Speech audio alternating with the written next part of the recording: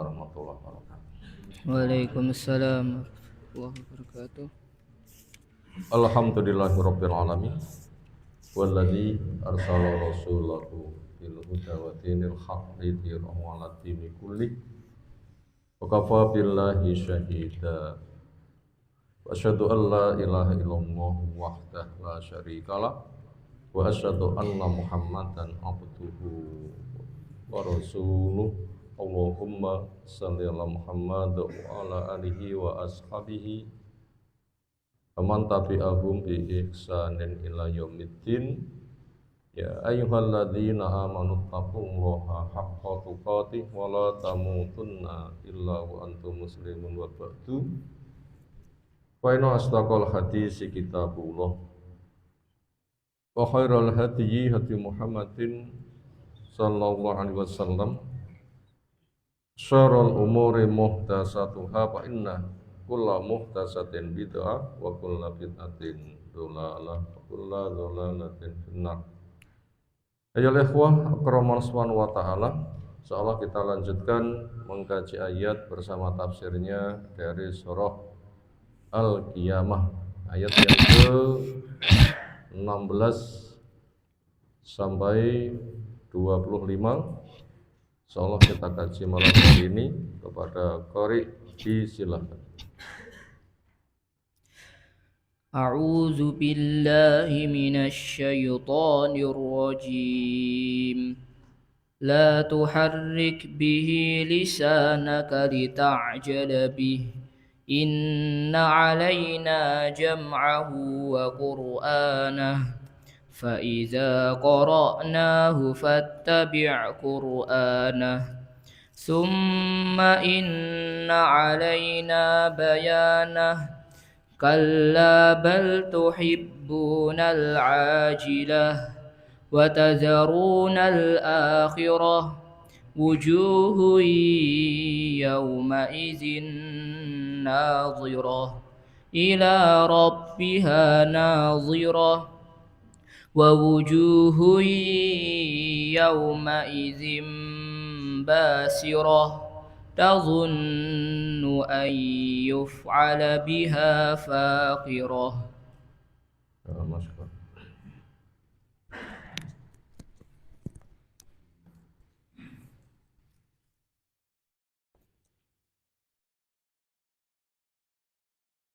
Kita mulai dari ayat yang ke-16. La tuharrik, janganlah kamu menggerakkan.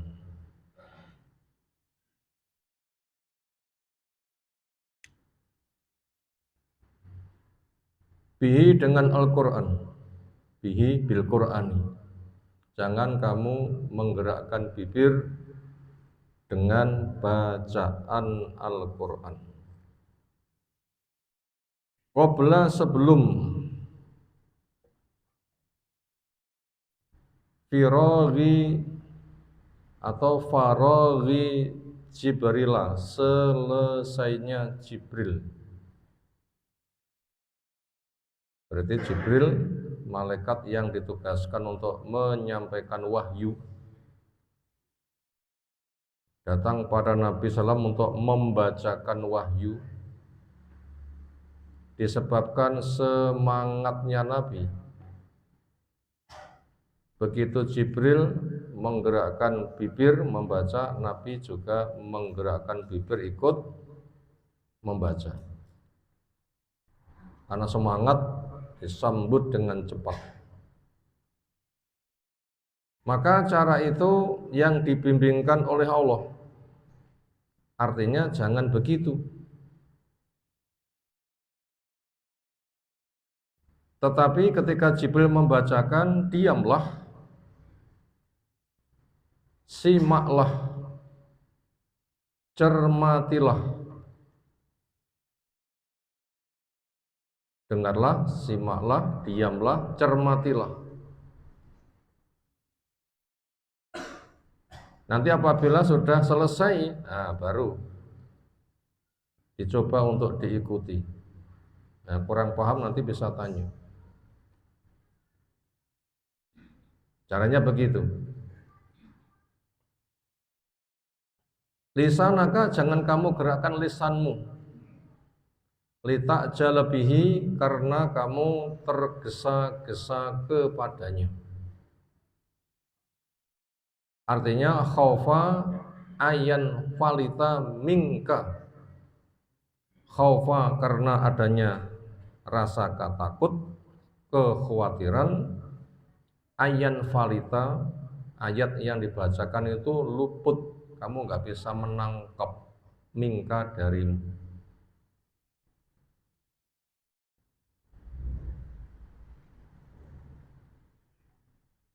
Kenapa kok menggunakan sistem seperti itu? Ketika dibacakan, simaklah, cermatilah, tutup mulut, sehingga betul-betul memperhatikan, tidak boleh ikut menggerak-gerakkan. Jam'ahu, pengumpulan Quran fi sadrika, di dadamu. Maka pakai sistem Allah. Direkam, nanti tinggal memutar. Orang rekam itu langsung dibunyikan atau menyerap dari suara yang direkam. Menyerap, memutarnya nanti. Itu menyerap, memutarnya nanti. Karena itu sifatnya bukan siaran langsung, bukan pengeras. Nah, pengeras ya bareng. Semisal suara calon ini langsung kan? Kenapa? Itu pengeras. Tapi kalau ilmu butuh untuk direkam. Makanya namanya merekam ya mulut diam, telinga memasang, otak mencermati. Sistem yang dipakai itu. Dan nanti Allah yang akan menjamin. Bila alat perekammu itu baik, nanti ketika selesai diputar persis bisa mengikuti. Maka kita butuh menjadikan diri kita sebagai perekam yang baik. Termasuk supaya kuat ingatan, itu selalu zikir dan tidak dinodai dengan dosa-dosa.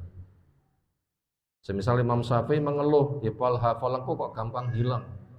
Dijawab, jauhkan dari dosa-dosa.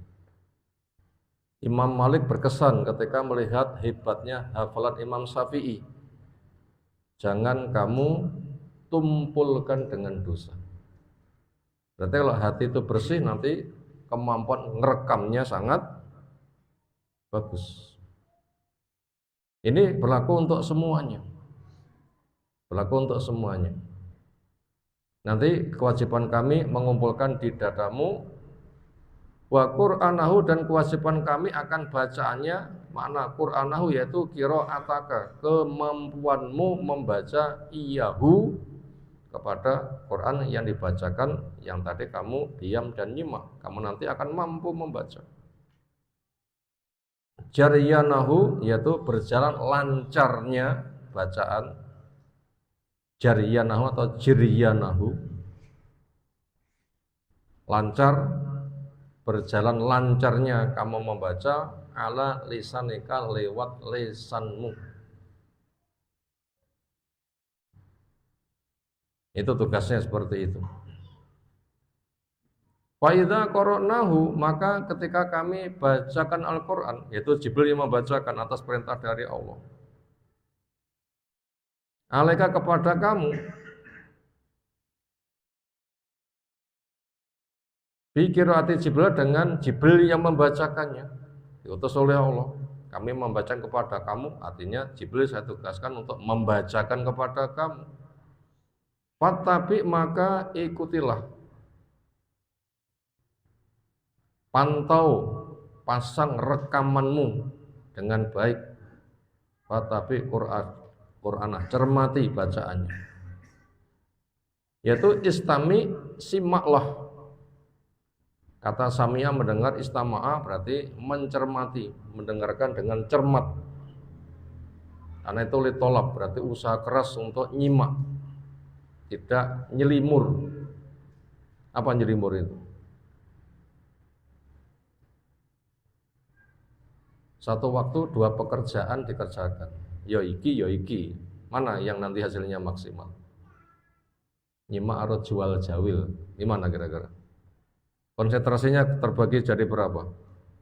Loh, pecah nanti nggak maksimal hasilnya. Nah, disimak itu harus fokus. Itu syaratnya begitu, harus fokus. Lek karo ngantuk ya nanti nggak pakai masuk nanti. Nyimak karo siut apa mengke? Oh, malah kabur nanti melayang-layang. Istami qiraatahu yaitu simaklah bacaannya, fakana maka ada akhirnya Rasulullah sallallahu alaihi wasallam yastami'u itu betul-betul nyimak. Ketika selesai summa yaqra'uhu berikutnya baru membacanya. Allah menjamin bisa. Selesai ngerekam dibaca bagus hasil rekamannya. Itu untuk memudahkan pemahaman menggunakan bahasa itu. Bukan itu saja, summa inna alaina kemudian sesungguhnya kewajiban kami bayanahu menjelaskannya. Bitafhim dengan memahamkan laka untuk kamu. Akhirnya Nabi kita ketika betul-betul mencermati dengan baik, bukan semata akhirnya bisa membaca dengan baik, tapi bacaan lengkap dengan pemahamannya. Wal munasabatu dan kaitan bainal hadil ayati antara ayat ini wa ma qabla dan ayat yang sebelumnya. Anna tilka sesungguhnya kaitan itu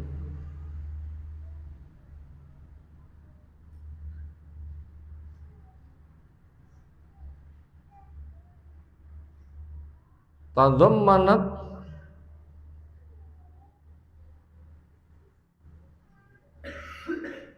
apa itu bacaannya? Kok memnya double?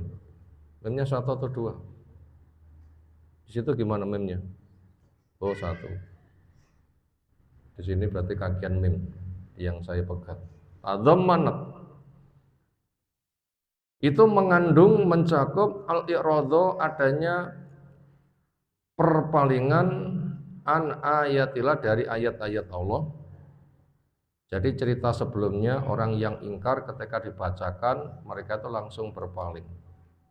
Yang ini kesebalikannya, kalau Nabi membacakannya langsung menyambut. Tapi wong kafir begitu dengar langsung lari, Nabi begitu dengar langsung menyambut. Berarti kontras. Itu kontras. Berarti orang yang menempuh sikap tergesa-gesa itu waspada. Begitu mendengar langsung lari, begitu mendengar langsung mengikuti, nah itu tidak benar.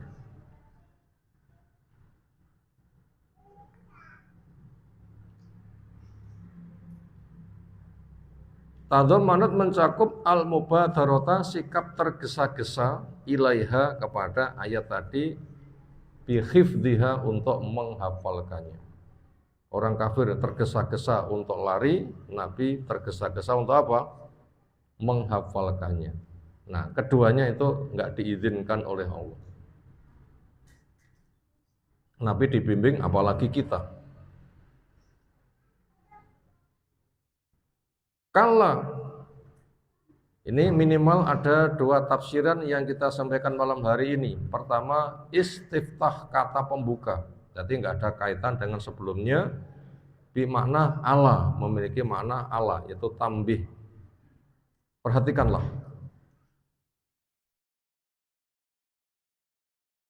Bal tuhibbuna, tetapi kenyataannya kalian lebih suka al-ajilata yang segera, yang instan, yang dunia ini, ad-dunya. Bitai waliya. Bal tuhibbuna atau bal yuhibbuna fil fi'la ini dalam dua ayat. Secara umum manusia memiliki sifat tergesa-gesa. Belum diteliti, nggak cocok langsung pergi, pas nggak cocok, belum diteliti ketika cocok, langsung diterima, padahal hasilnya masih spekulasi. Wa tadharunal akhirat dan kalian meninggalkan akhirat. Akhirnya fala ya'maluna la tidak beramal untuk akhirat. Itulah sifat nafsu. Seneng, segera, sering nggak mikir halal dan haram. Nah makanya itu butuh untuk diajari.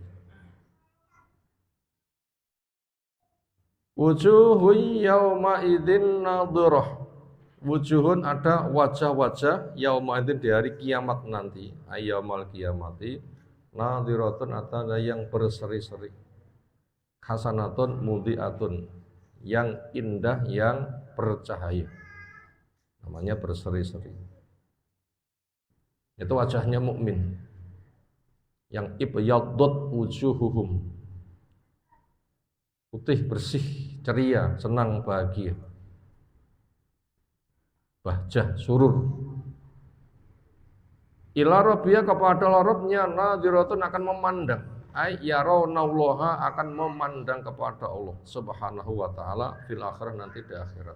Siapa tanya, apa kita nanti bisa memandang kepada Allah? Yaitu di hari kiamat. Dijawab iya. Itu di surga. Karena orang kafir nggak boleh.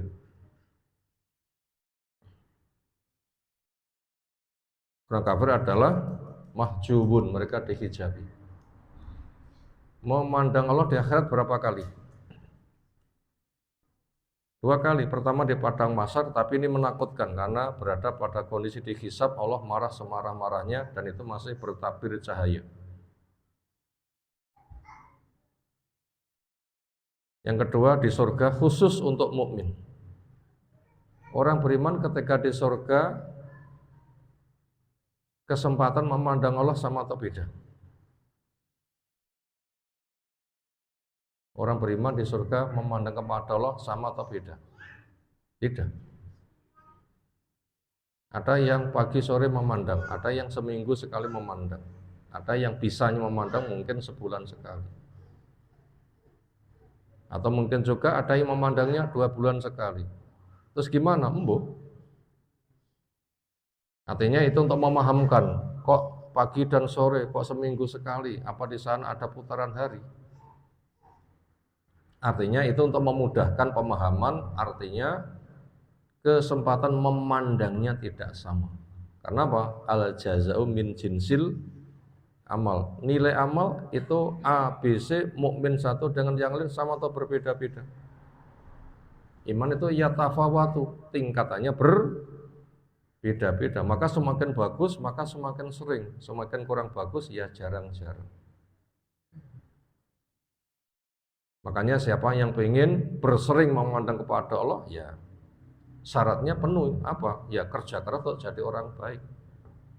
Sehingga baiknya bersifat terus. Bukan baiknya itu hanya bersifat masa-masanan. Makanya nilainya berbeda-beda, memandangnya padahal juga tidak sama. Padahal memandang itu nikmat yang paling puncak. Makanya sama-sama penduduk surga, kadar nilainya, derajatnya berbeda-beda.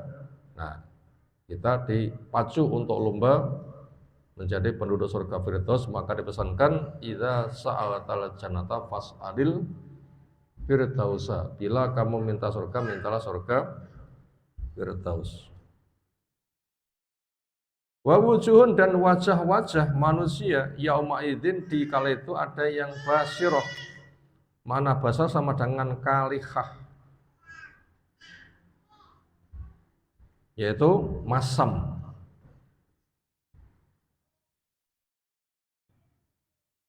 Punya mana syadidatul abus, abasa wa tawalla. Apa mana abasa?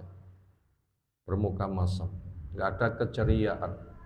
Wajah mereka itu muswaddah, menghitam, susah, takut, enggak ada harapan, stres, duka yang mendalam.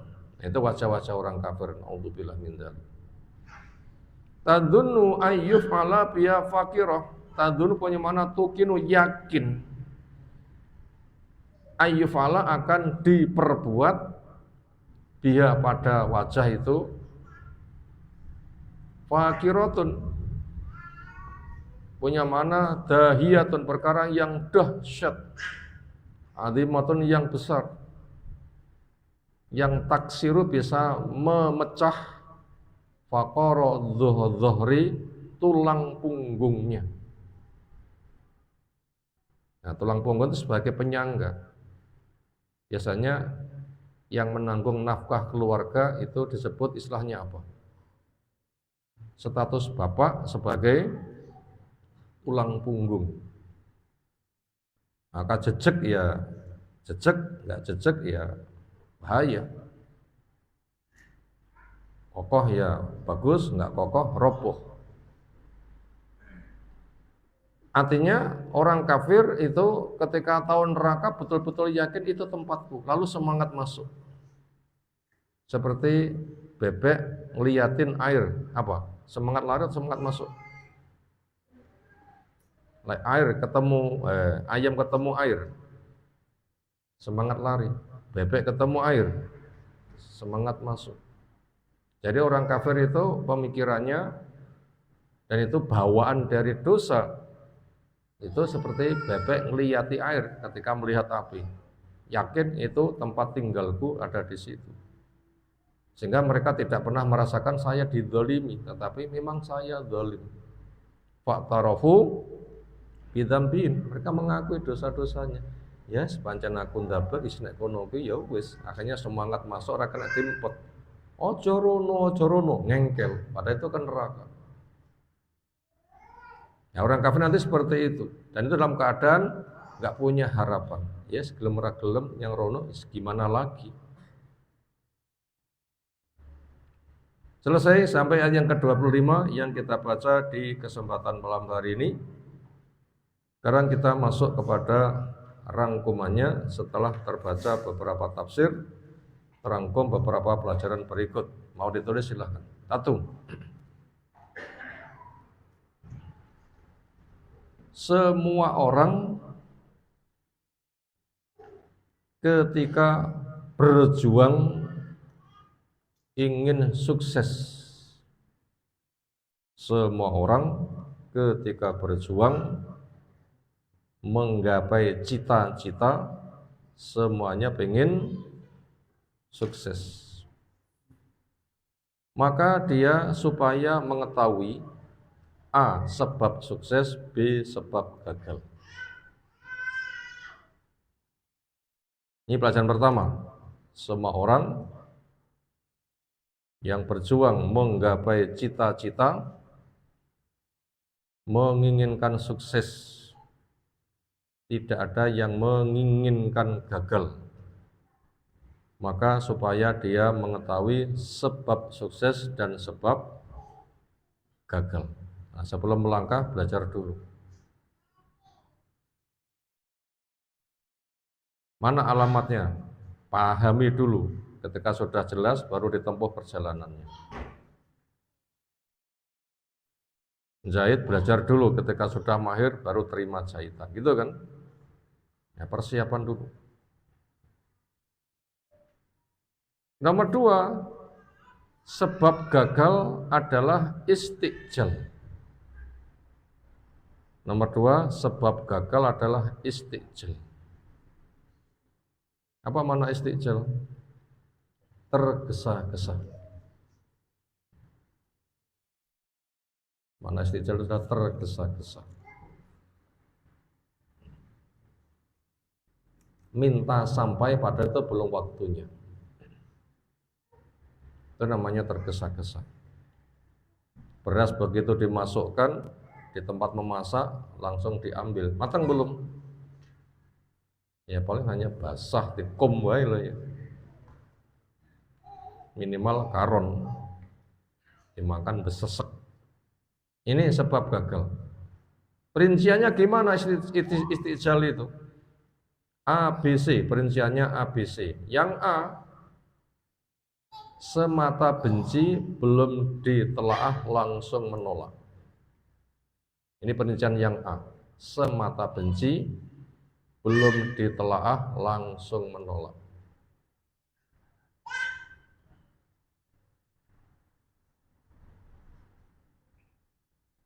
Tak rapene karo kaya sawang. Moh aku. Berarti orang dicek itu moh aku.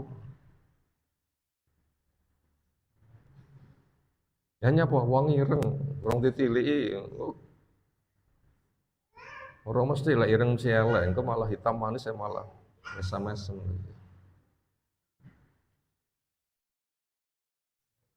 Itu namanya istijal itu. Semata kurang seret, belum ditelah langsung mengatakan moh aku. Itu sebab gagal itu. Yang B, semata suka, belum ditelaah langsung mau. Kabehne karo kaya, endi sing putih kae? Oh. Terus jane putih muka diblonyoi labur sana. Atau putih wong pucet. Atau putih karena permainan cahaya. Apalagi promosi nak mass media, nek nawa-tawa apu do diparani ana elek. Ceritanya ngono ki ya, nek kenalan lewat sosial media, wah jan ganteng, wah yo donge gelem, donge cetok jebule langsung ngibrit lari. Gambare ra padha karo kenyataane. Ya rekayasa komputer itu luar biasa loh ya. Itu namanya tergesa-gesa, itu sebab gagal yang kayak begitu. Yaitu semata suka, belum ditelah langsung menerima. Itu perincian yang kedua. Contoh istijal, penyebab gagal. Yang nomor 3, yang C, mementingkan dunia.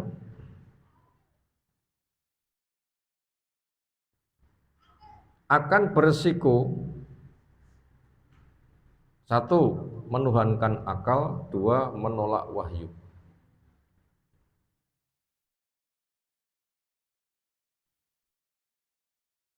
Itu perincian istijal bagian yang C, yaitu mementingkan dunia.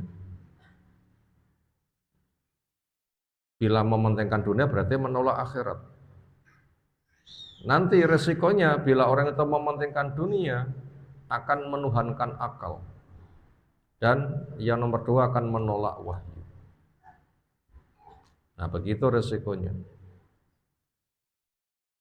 Itu juga termasuk kegagalan. Makanya orang kafir itu kenapa menolak Quran, menolak Islam, menolak Rasul? Karena mereka itu memiliki sifat ajal. Nabi ketika cerita tentang akhirat itu dianggap gila. Kenapa? Tidak bisa dicerna oleh akal. Karena tuntutan akal yang bisa dipandang mata, didengar telinga, bisa dijemah, bisa dibuktikan. Sementara berita-berita gaib itu enggak terjangkau. Makanya akhirnya mereka menuhankan akal, wahyu yang menceritakan pasti akan ditolak. Makanya ketika mereka dibacakan Quran langsung lari. Nah beda orang yang beriman.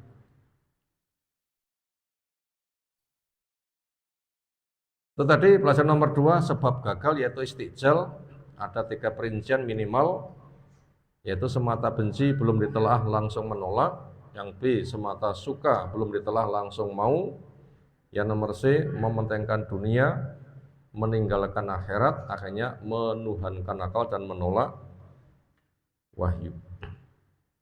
Sekarang nomor 3, waspada sifat negatif ini. Waspada sikap sifat negatif ini. Jadi Allah menciptakan sifat negatif itu ada hikmahnya.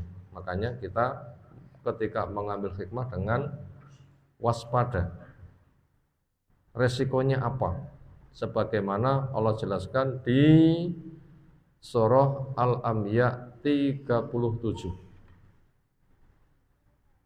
Khuliqal insanu, teruskan.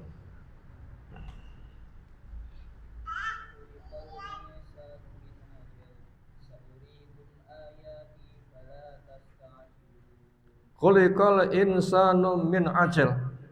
Khuliqa dicipta al insana manusia fi ajal di dalam sifat tergesa-gesa. Ketika punya kemauan, maunya cepat seperti membalik telapak tangan. Apa bahasa Jawa nih? Sak tek sak nyet kesusu. Maunya nafsu ya begitu. pengen seneng segera, nggak mikir halal atau haram.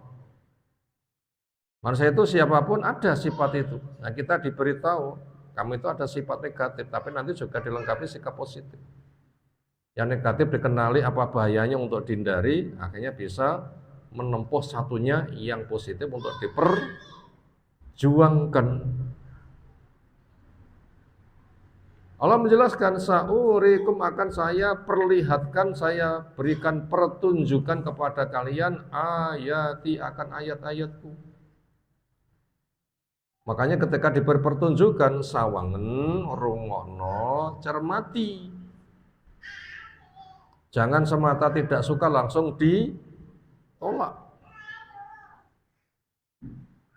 Maka daripada itu fala tastajiluni, kalian jangan meminta kepada saya untuk menyegerakan. Mau aku hancur, aku rapopo, silakan dihancurkan. Enggak boleh minta seperti itu. Itu sifat yang harus kita waspadai. Itu penyebab kegagalan ada sifat apa? Istijab. Terakhir yang kelima, yang keempat adalah nasihat. Yaitu tempohlah sifat tabayun.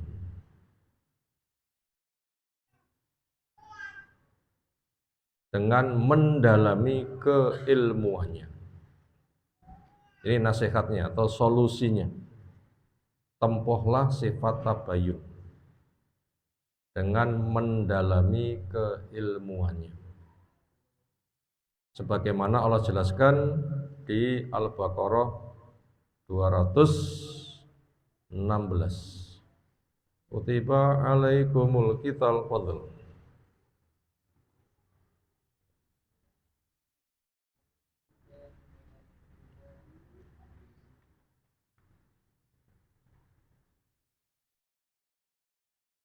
Ya, 216.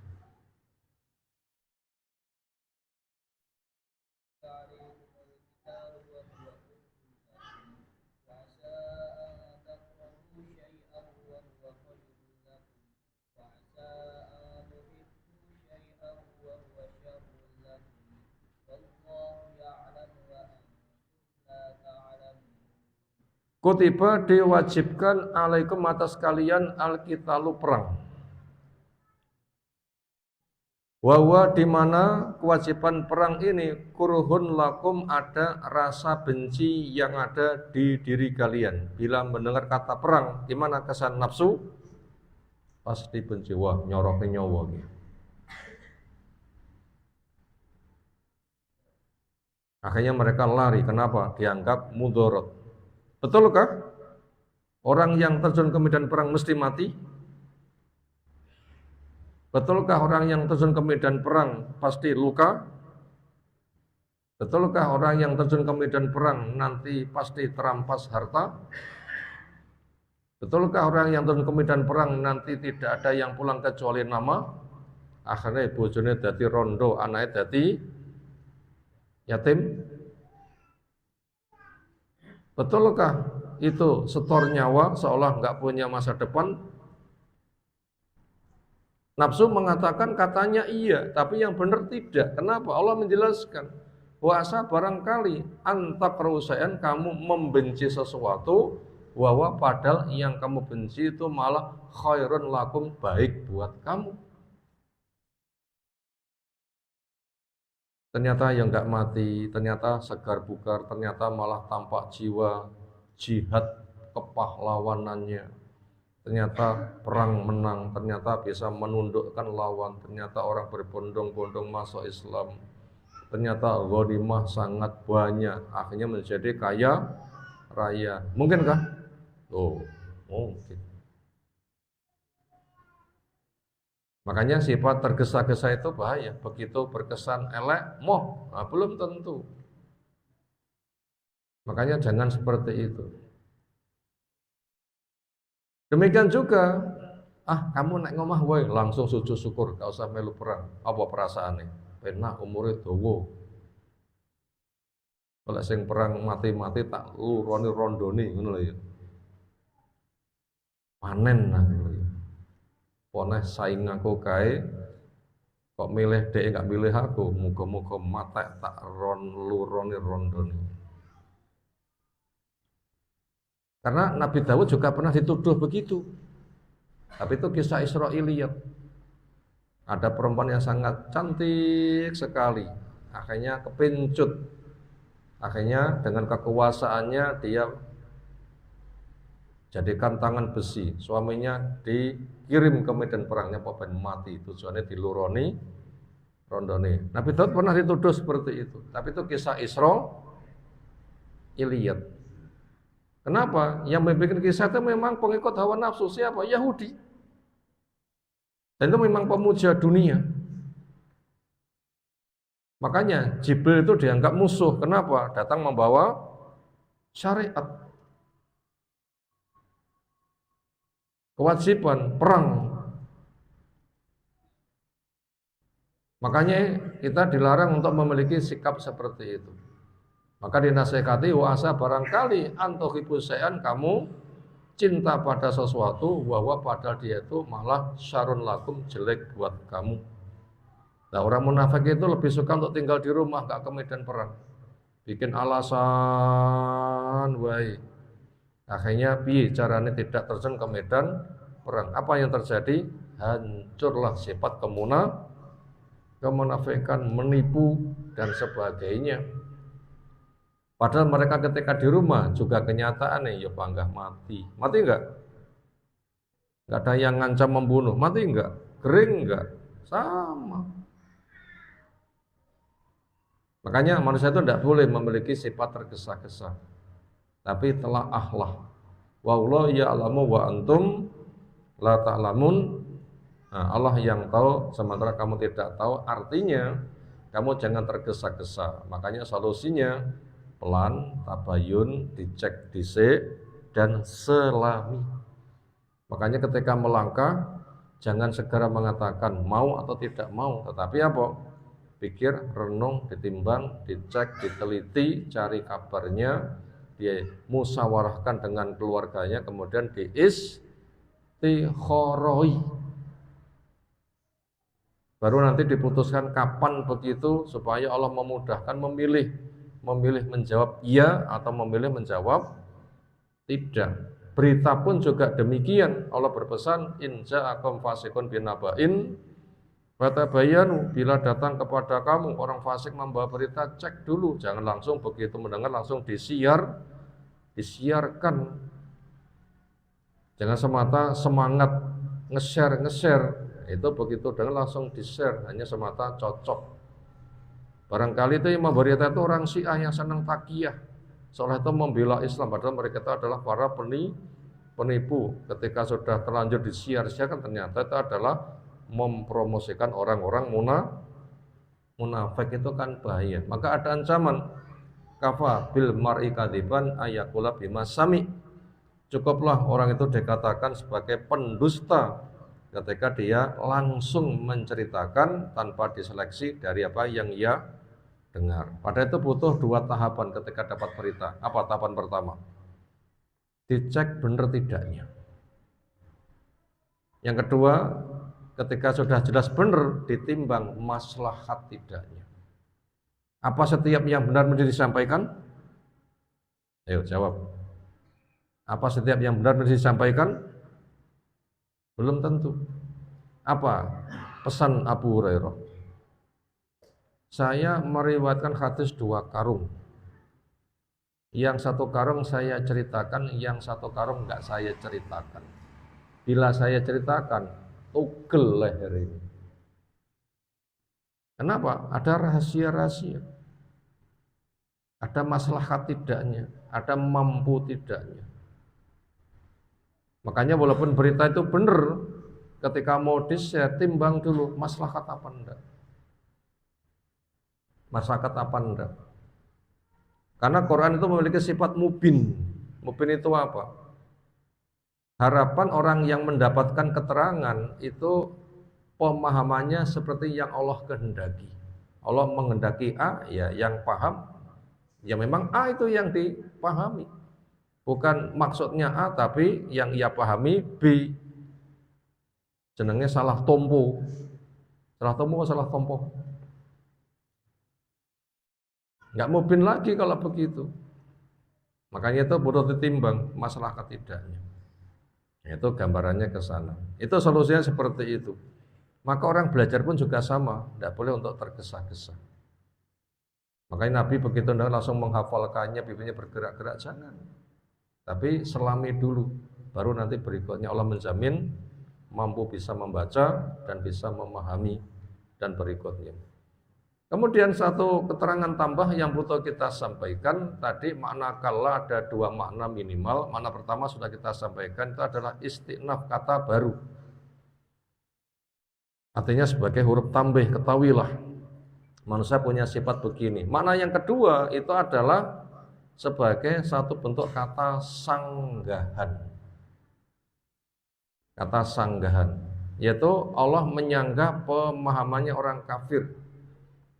Akhirat itu tidak ada, mati sudah berburu kayaknya terus, hidup itu hanya sekali. Enggak mungkin Allah akan mampu menghidupkan yang sudah mati. Kepada mereka yang punya pemahaman itu Allah menyanggah kalla, sekali-kali tidak. Apa buktinya? Allah membuat tanpa contoh saja bisa. Sudah ada, tinggal mengulangkan lebih mudah. Nah gitu cara menyanggahnya. Itu manakala yang kedua seperti itu. Lalu berikutnya keterangan tambah yang butuh kita sisipkan kesempatan malam hari ini. Pertama, Ramadan siamnya sudah kita selesaikan, sementara programnya takwa, kebutuhan takwa itu bersifat terus sampai mati. Makanya puasa siam dijaga, jangan hanya Ramadan saja, paketnya puasa setahun. Siam Ramadan 1 bulan dengan Syawal 6 hari menjadi nilai setahun sehingga datang Ramadan lagi. Sementara untuk datang Ramadan lagi itu masih